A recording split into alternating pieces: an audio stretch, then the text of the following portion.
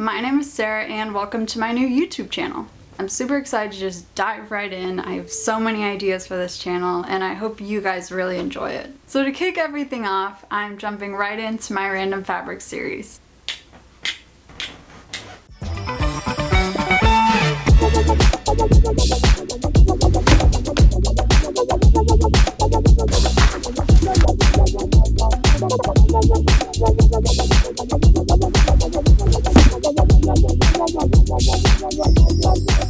My goal for this series is to take bigger unwanted items at the thrift store, such as like a curtain or a tablecloth, and just give them new life. Use these bigger items as a blank slate to create something new out of. And that's exactly what I plan to do. I found this linen tablecloth at the thrift store for literally $1 score. And I really loved it because, first of all, it's linen, and the summery colors like the white and the blue really gave me inspiration to do a short, cropped, flowy tube top. My design for this is super simple. I'm going to use the simple elastic tube method at the top to create the ruffles I want, so I'll need a few inches of seam allowance up there. Then I'm going to leave the back open and add a decorative tie to the top of the back, but that won't be functional since I will have the elastic.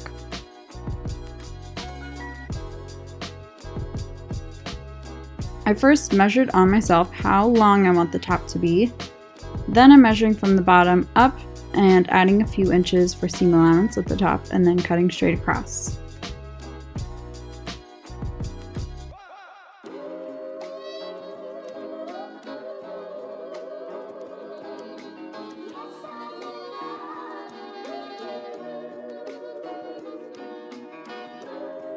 Then I took my elastic and fitted it around me and cut that to my size.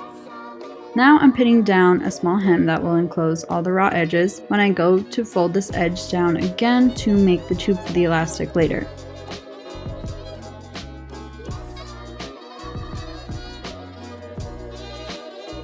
Then I sewed that hem down. Then I use the elastic as a guideline for how wide I need my tube to be. And just as a guideline, I didn't leave it in while I sewed this down. So I folded that over, leaving myself about 1/4 inch of space or so, and pinned that all down. And that turned out looking like this. And after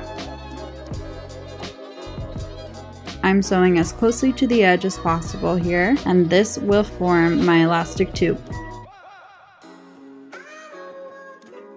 So to thread your elastic through the tube, the important part to this is pinning a big safety pin through the end. This makes the process so much faster and easier.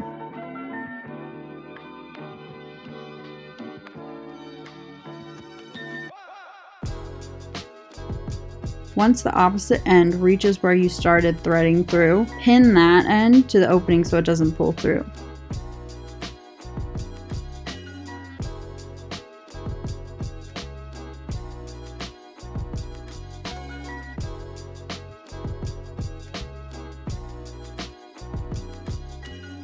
Once both ends are through the openings, pull them out a little and pin them down about 1 inch overlapping each other.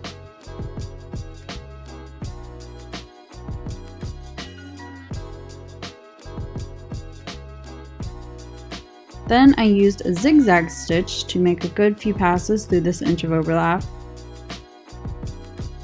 Now I'm hiding that elastic seam with the ends of my tubes so they're nice and lined up. Then I'm pinching the top of the tube, avoiding the elastic so I can sew a short stitch above and below the elastic, connecting the ends of the tubes.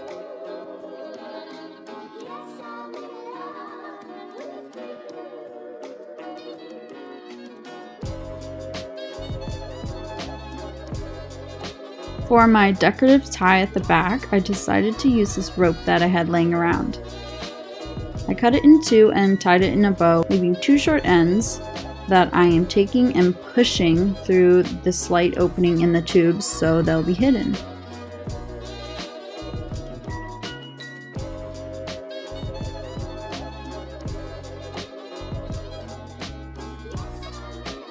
After that, I'm taking those ends that I pushed through the tubes and just taking a needle and white thread to it and going straight through the rope and the back of the top to secure it all down.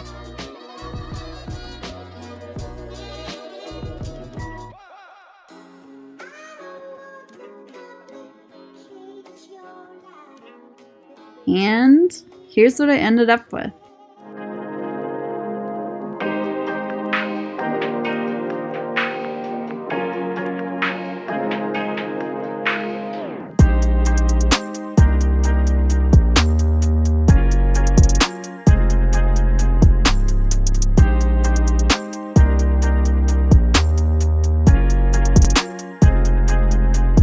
I really enjoyed this project.